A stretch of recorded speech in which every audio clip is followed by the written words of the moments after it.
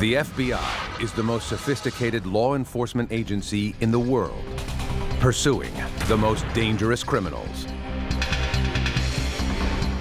When vulnerable women are brutalized in their own homes, there are degrees of sadism, there's degrees of cruelty, and this person had crossed that line. the Bureau mobilizes. All of their behavior points to, obviously, violent criminals who had no regard for the law, no regard for women. We had a predator. We had a vicious animal out there who was going to rise again if we didn't catch him. FBI, Criminal Pursuit.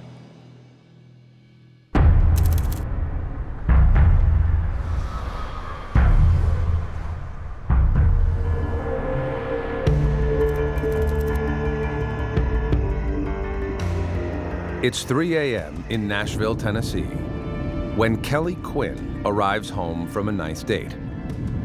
Her roommate is out of town, and her 10-year-old son is sleeping at a friend's house. Kelly is looking forward to some rare alone time. The 32-year-old single mom has lived in Nashville for 3 years, pursuing her dream of becoming a star. Country music was my thing. I grew up in Big Rapids, Michigan, small town. My folks had a music store there. And really, music surrounded my whole life. Kelly works as a paralegal while she waits for her big break. She and her son share their apartment with a coworker. It was a 3-bedroom ground floor apartment, and the woods in the back were just beautiful, just gorgeous and quiet. I always thought it would be safe, you know? I felt peaceful, but it wasn't.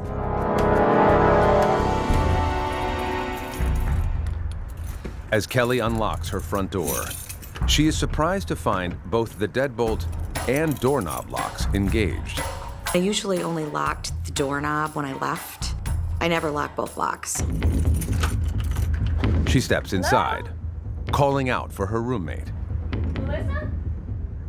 I noticed that all the lights were on in the house, every single one of them. And I thought, that is really weird, but then I quickly dismissed it, thinking that maintenance had came. I didn't sense anything.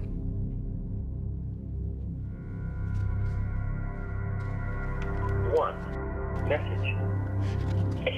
Hey Kelly, it's Mom. Just calling to see how you're doing. Give me a call when you get a chance. I listened to all my answering machine messages.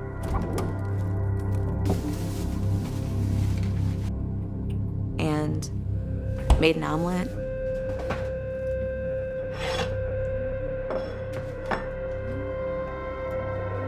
After 20 minutes, she's ready for bed.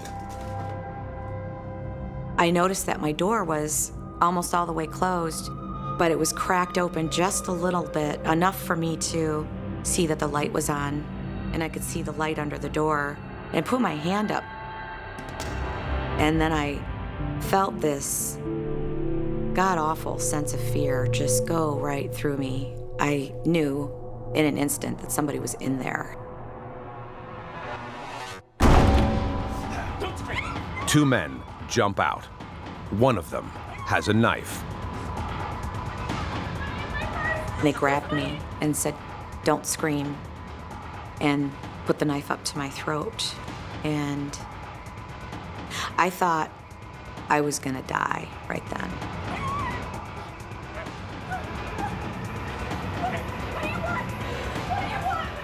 Was asking them what they wanted.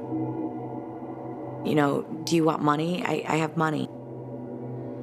He said, never mind, we just wanna you.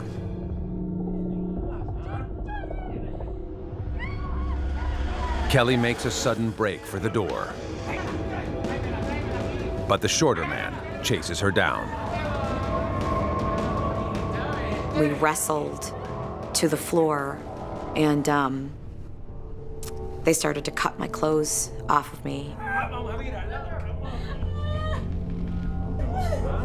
holding the knife up to me and saying, Don't see. Don't see. they kept wanting me to just keep my eyes closed. If you move, I'll cut you. And broken English, you know, and speaking a lot of Spanish between the two of them, just laughing like they're having a good time. Still, no screaming, no. Afraid for her life, Kelly stops fighting. Don't see.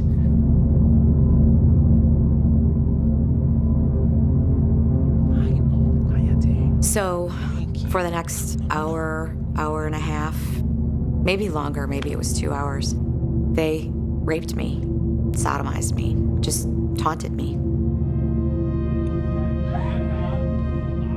As the men take turns, Kelly steals glances at them. Both appear to be Hispanic. The taller one, who seems to be the leader, has a goatee. It was like they hadn't bathed in days, and they were like clammy, and could smell the alcohol, like old alcohol, like they'd been drinking a lot. Despite her repulsion, Kelly tries to win over the leader by appearing to cooperate. I thought that if I could stay a step ahead of them psychologically, I would buy some time. I wanted him to maybe like me and not hurt me, so he wouldn't kill me. Her efforts only partially work. He would tell me that I was beautiful a lot. Beautiful hair, beautiful eyes. It was almost as though 1 minute he hated me and was threatening me with the knife, and then like the next second later, I was beautiful. Then, the leader reveals something chilling. The taller one knew about my son. While he was raping me, he said, "I watched you last weekend." Kelly suddenly remembers seeing a man spying on her a few days earlier in her backyard. My son and I were standing outside on the patio, watching the rain about to come in, and I could see out of my peripheral vision that there was someone standing there.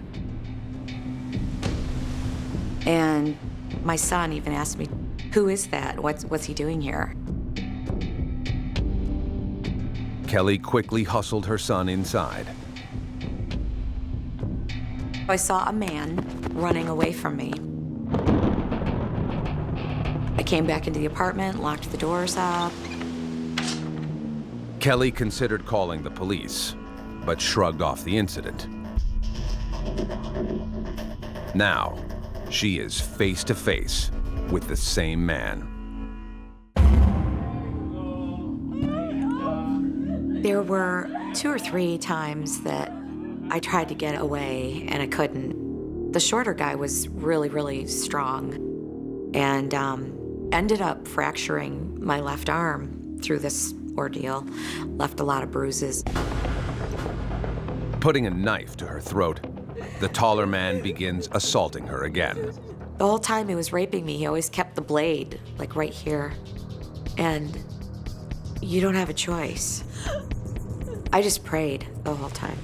I prayed and hoped that it would end and that I would live.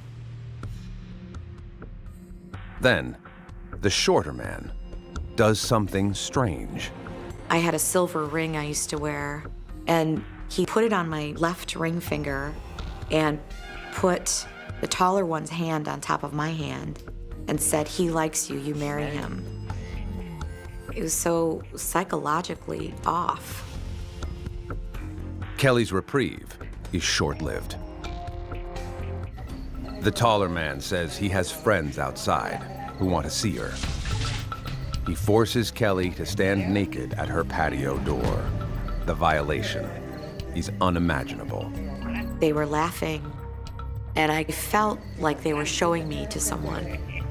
It was just kind of the way the laughter was carrying on and the comments about the fact that I was going to have sex with their friends. By now, it's been more than 2 hours since the attack began.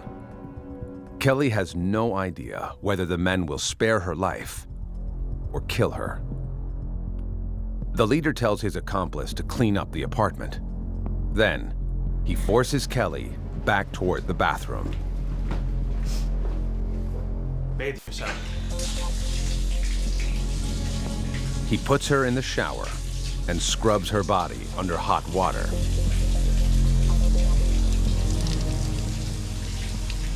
I just got really angry. And then I said, I will pray for you. and you would have thought that those words stung him. I saw like this flash of remorse in his face, like he was very sorry for just a second. Suddenly, an alarm goes off. My smoke alarm started blaring, and I knew that it had to have been divine intervention. I felt like my father, who had passed away all those years ago, was watching over me.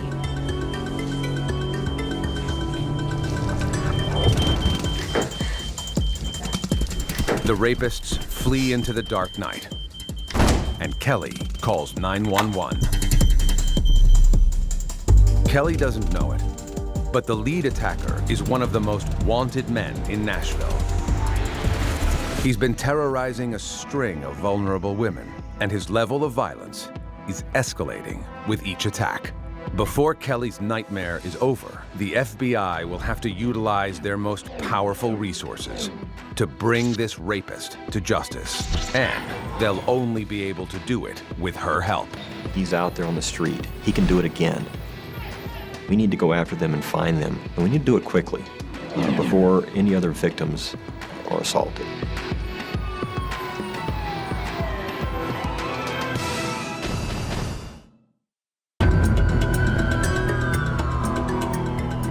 In the early morning of May 18th, 1998, Kelly Quinn waits for police after being brutalized for more than an hour by two rapists. They were calculated, they were cold. Two males attacking a single woman simultaneously. Very, very heinous, very vicious, and multiple repeated attacks by these subjects on the same victim. It was very much psychological as well as a physical rape. Detectives and crime scene investigators from the Metropolitan Nashville Police Department arrive quickly. I need you to go through. They begin to process the crime scene and determine that the attackers had entered the apartment by slicing open Kelly's bedroom window screen and forcing the window up. Detective Rita Baker, a 10-year veteran of the Sex Crime Investigation Unit, gently begins interviewing Kelly. We are asking our victims to relive the event because every time there's a penetration, it's another count of rape. And so every penetration becomes important for us to be able to later prosecute every count of rape. During the interview, she literally walked us through step by step where she was during what parts of the crime, things that the perpetrators touched, so that we know what to process, what to look for fingerprints, what to look for body fluids.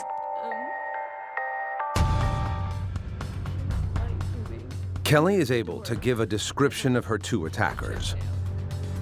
As she bravely recounts her ordeal, she remembers some important details, such as how the shorter rapist took a drink from her refrigerator at one point.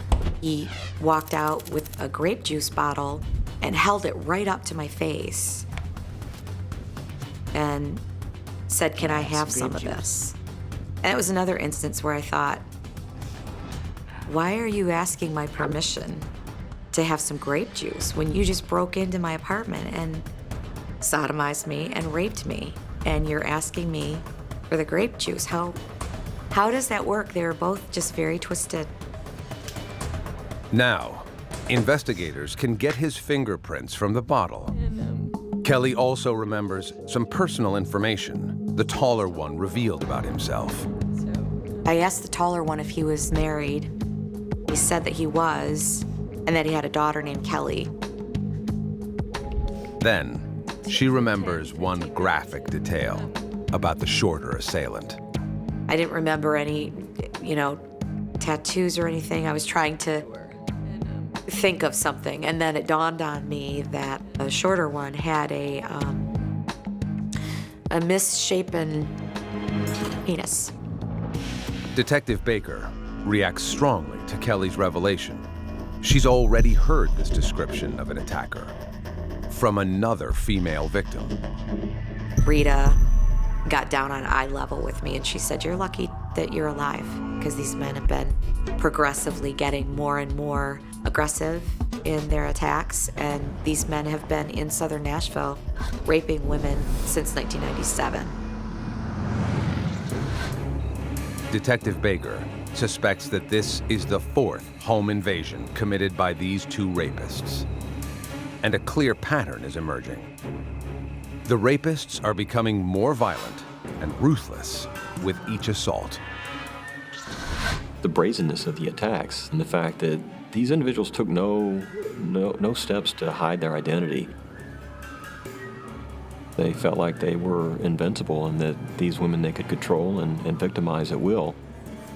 They reveled in it. It went on for hours. It was a form of torture. It was beyond rape.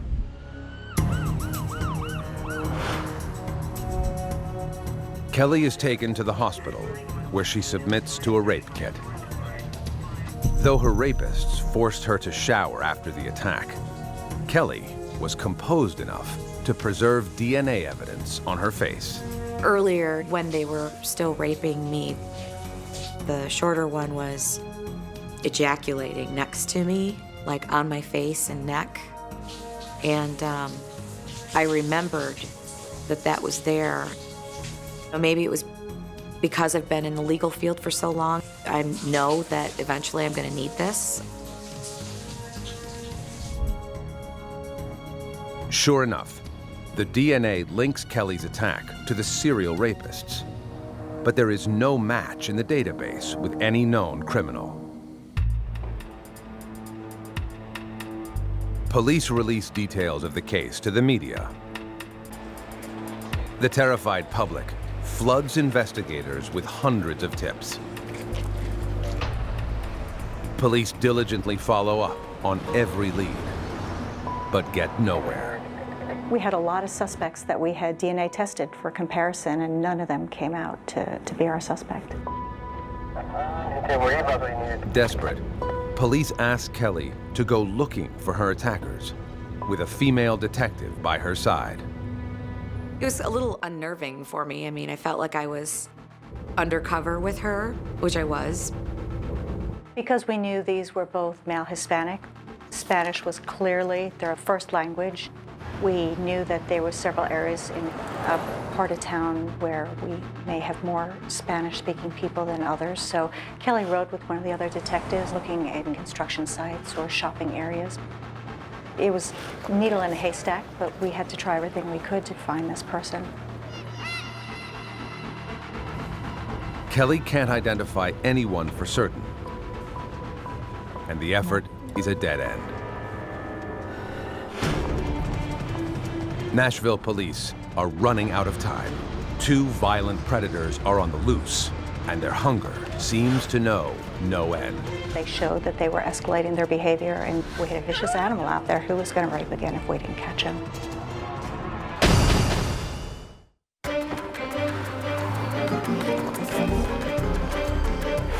In 1998, a series of 4 home invasions and rapes has terrified the women of Nashville, Tennessee. The likelihood of this happening again and again if we didn't catch this perpetrator was pretty high. It was just a matter of when.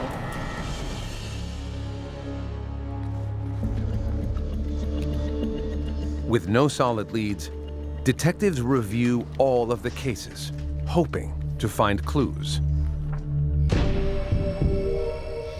In the first home invasion, the lead rapist acted alone. That same rapist, whom victims describe as tall, with dark, curly hair, was involved in the next 3 attacks.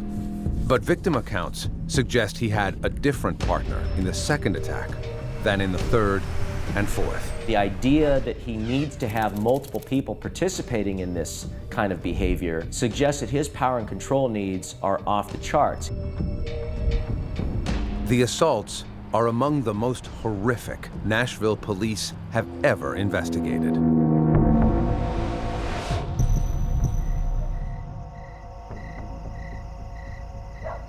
In the first instance, the woman was home alone. She was in a ground floor apartment, and she was in bed, asleep, when our suspect came in and attacked her. As the man attempted to rape her, the quick-thinking victim came up with a defense. She pointed to some medicine that she happened to have and was able to successfully convince him that she had some type of sexually transmitted disease. The rapist masturbated by the victim before leaving the scene. The next assault took place 3 nights later in a neighboring apartment building. This time, the attacker wasn't alone. The victim, once again, was single. She had a ground floor apartment that had proximity to the woods. She also was asleep in her bed when she was awakened to find a male Hispanic standing next to her bed. Before she could scream, the taller man covered her face with a pillow. He told her he had a gun. A second man joined the assault. As with Kelly Quinn, the taller man revealed that they had been spying on her for days. The main suspect, he told her that he had been watching her have sex with her boyfriend, and it was very clear that he knew who would be in the apartment.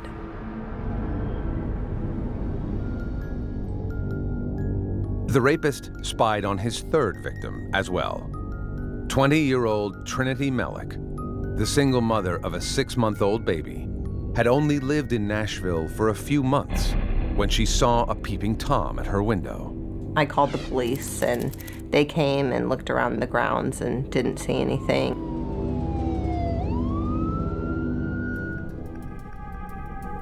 Two weeks later, on March 29th, 1998, Trinity put her baby boy to bed, then went to sleep.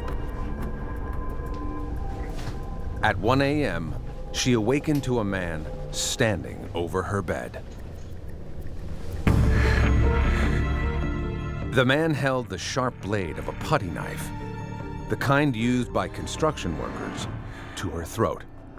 I could tell right away by the accent that he was Hispanic, and I asked him, like, what are you doing here?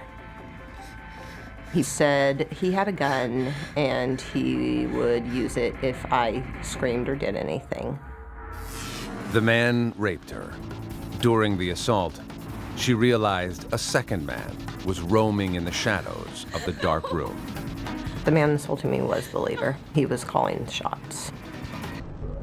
I was afraid for my life. And then my son cried. And it was reality that I wasn't by myself, that my baby was in the room and I couldn't just think of myself and try to fight back. Trinity begged the men to bring her crying infant to her. He did say, you have a beautiful baby, and I think if I remember correctly, I said, you have no right to even talk about my baby or look at my baby. I got hysterical and I said, give me my son.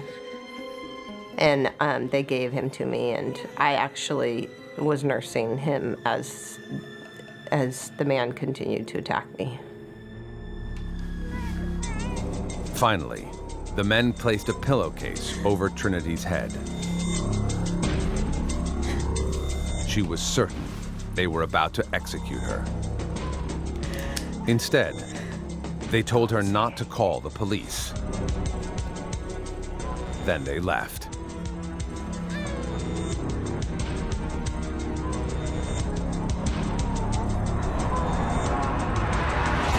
Two months later, Kelly Quinn was brutalized.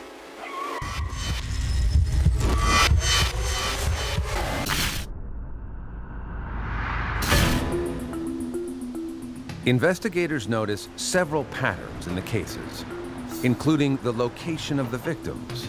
All of these women lived on ground floor apartments. These ground floor apartments also had their back doors opening up into wooded areas. So we believe that he was able, from that vantage point, to watch them and also have an escape route. And there's something else. The rapists are getting bolder and more aggressive with every assault. Our suspects were clearly escalating these crimes. The very first one, there isn't even a rape, and by the end one, they're spending hours there and they're toying with her at her expense. The question is, how long will it take before they move to the ultimate level of domination? The thought was that they would kill or maim someone next. Absolutely. I think it was an expected outcome. This is Fff Tru. I need a marked unit here at Queen Street.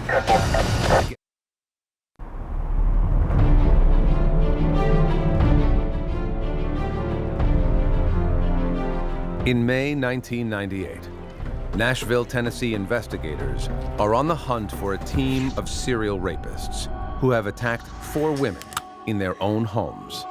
So far, the rapists have left their victims alive, but they're becoming more aggressive, and police know they're running out of time. There was a feeling of dread for everybody in the sex crimes unit. We all went to bed wondering if this was the night we were going to get called for the next one. Every time there would be another one, we would feel the pressure to be able to solve it before somebody else gets hurt. Based on their physical descriptions and use of a putty knife as a weapon, police have a profile of the rapists. We knew the subjects were either construction workers or posing as construction workers, and so their ability to blend in the community, not just in Nashville, but outside of Nashville in any community, and then go on the attack was a big concern. Detectives have one other lead. The fingerprints taken from Kelly Quinn's windowsill and a juice bottle at her apartment. They run the prints through AFIS, the FBI's national fingerprint database, and finally get a match. The prints belong to an ex-con named Luis Castanon. Castanon has a criminal history and is a dead ringer for the description of the shorter suspect. We knew we had definitely one of the guys. The other guy was the uncertain factor. And if we didn't have the right person, we still had a predator out there who was going to rape again if we didn't catch him. Detectives begin following Castanon at his home and favorite haunts. They hope Castanon will lead them right to his partner. We didn't want to catch him and not catch the primary, more dominant aggressor. Luis would have been the shorter person. We wanted to be sure and catch the taller one. We watched Luis for days. We kept 24 surveillance. We put a tracking device on his car. I need a marked unit. I think I have a sighting on Castanon. Finally, they hit pay dirt. Castanon gets into a vehicle driven by another Hispanic male. He is a strong match for the description of the taller rapist. The two men are obviously drunk, weaving on the road. Police quickly pull them over. Out of the car, let's go!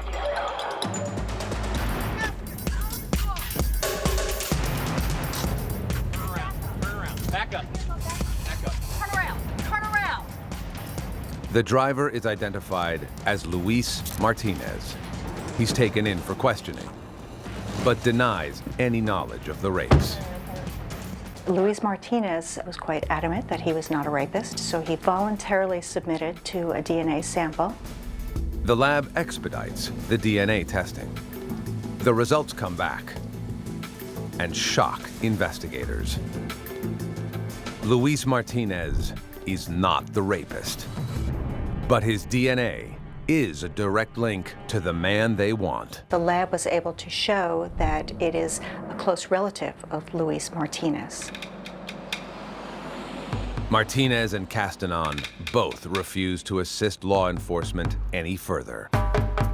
Luis Castanon is formally charged in 2 of the rapes. The main rapist is still on the loose. They had captured Luis Castanon, but the other guy, he was the ringleader. I mean, he was the one that was making it all happen. He was dangerous. But the lead rapist's identity isn't unknown to everyone. Shortly after Castanon's arrest, a woman in Texas sees the sketch of the fugitive suspect. She's shocked to see who it is. Her husband, Ruben Martinez. I get a phone call from Ruben Martinez's wife. She was able to tell me things that were not in the media. I think this incident in the television and the news that I saw, I think it's my husband. She was able to tell me that they had 3 children, which is something that Ruben had told Kelly. She doesn't look anything like you. That's not all she reveals. One of their daughters is named Kelly. And Ruben is a frequent drinking buddy of Luis Castanon. Just after Castanon's arrest, Ruben immediately moved his wife and children to Texas. His wife did not know why they were leaving. As soon as he deposited her in Texas, he hightailed it to Mexico. Ruben's wife tells detectives that he is a legal resident, but not a U.S. citizen. He has a drinking problem and works odd jobs as a house painter and landscaper. And that allowed Metro Police to execute search warrants and actually retrieve Kelly Quinn's stereo from Ruben Martinez's home. That was verified because Kelly Quinn's fingerprint was on her CD and her CD player in Ruben Martinez's home. Ruben Martinez is clearly the man detectives have been looking for. But he's crossed the border and is hiding in Mexico. Nashville detectives have no authority to get to him, but they do know who has that kind of reach. The FBI. The FBI becomes involved in these cases whenever a particular violent fugitive flees, in this case left Nashville, to avoid prosecution for the charges. Special Agent Keith Byers wastes no time going after Martinez. The FBI obtained what's known as an unlawful flight to avoid prosecution warrant. This is a federal warrant that allows the FBI to actually go across the country and globally around the world in other countries if necessary to pursue violent fugitives. Agents are well aware that some of Martinez's attacks were weeks apart, some only days. There's no telling how long before he's overwhelmed with the urge to rape again. The case was going cold. We had run down numerous leads to Texas, Mexico, the border area, but we were very concerned that Martinez was still out there on the loose. He might be out there victimizing other women. So there was a sense of urgency to this.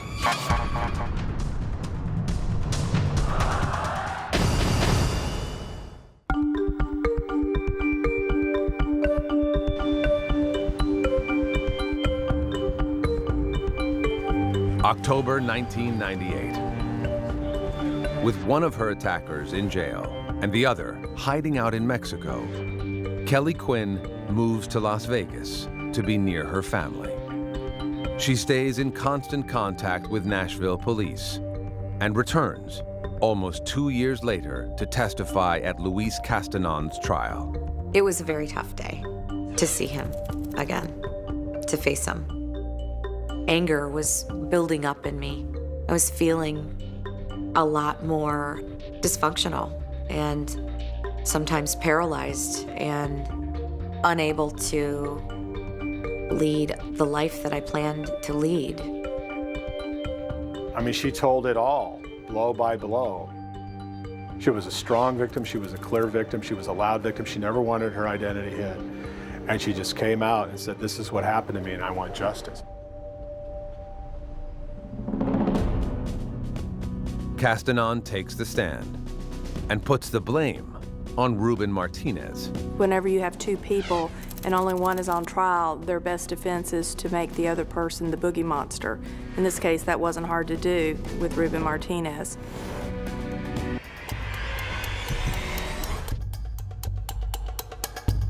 Castanon claims he never touched Kelly and only watched the rapes. He had no explanation whatsoever for how his semen was all over Miss Quinn's neck. It was nonsensical. The jury, it took him an hour and a half to convict him of all counts. Luis Castanon is found guilty of burglary, kidnapping, and aggravated sexual assault. He is sentenced to 60 years in prison. Investigators are pleased, but keenly aware that Ruben Martinez has now evaded justice for years and is no closer to being found. We were concerned that we might never locate him. We really needed something to sort of give us that extra edge to locate Martinez.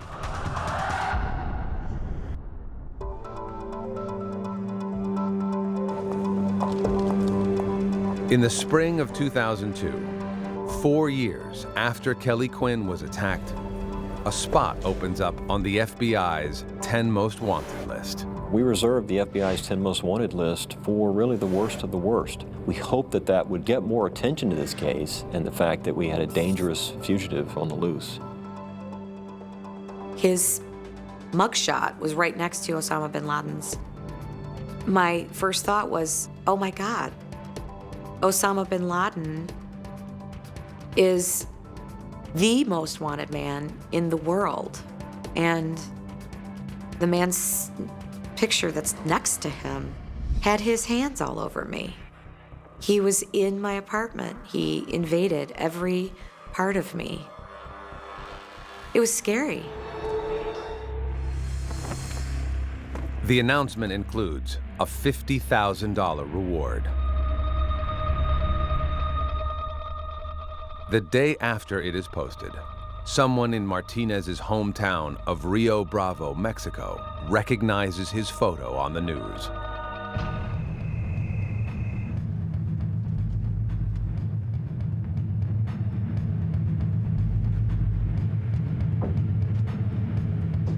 Within hours, Martinez is apprehended.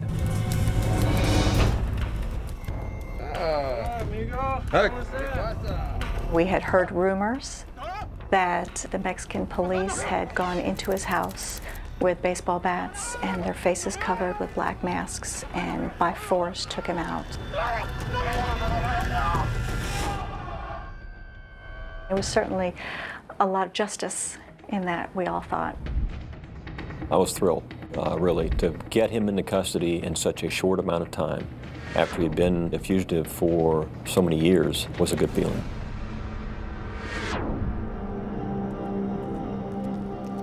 Finally, Kelly Quinn gets the news she's been waiting to hear.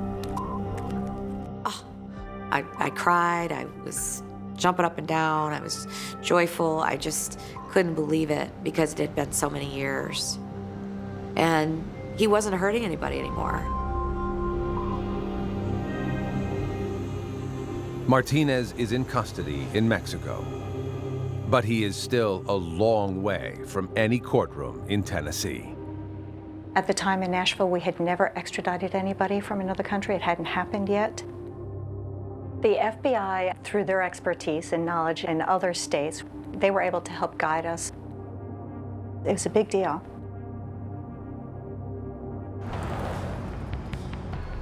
Finally, in July 2006, an agreement is reached. Once we knew we could bring Martinez back, we flew an FBI plane down to Mexico to actually retrieve him and bring him back. And I saw him in chains and shackles being led off of the FBI airplane. When Ruben was walking across the pavement, there was a certain amount of satisfaction for me. was a long time waiting. When Martinez is delivered to the Nashville police, Detective Rita Baker personally takes the DNA swab of his cheek. I was going to make sure that I completed this case because this case was something that was near and dear to my heart, and I cared about every one of these victims. Martinez's DNA is a match for the evidence gathered in all 4 cases. Martinez pleads guilty to 5 counts of aggravated rape. At the sentencing phase, Kelly Quinn, Trinity Mellick, and the other 2 women Martinez raped all testify against him. So does his wife. The police were after her husband for raping all of these women, and she was sitting on the bench with all of the victims. I mean, how brave is that? It was hard to see him again. He kept his face down. I just wanted him to look up. I wanted to be able to say that I wasn't letting him, bring me down. It was a complete switch of roles. The victims were in power, and the sadists were weak and immobilized. Ruben Martinez is sentenced to 88 years in prison. There's a clear sense of accomplishment when you know that you've taken a dangerous person off the streets. A lot of detectives slept much easier once he was in jail.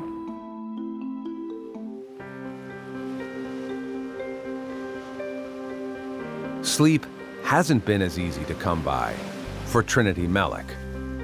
It took me years to get myself back together again. I still have fear occasionally. Still wake up in fear and just have to remind myself that that was then and this is now and I'm okay and my kids are okay.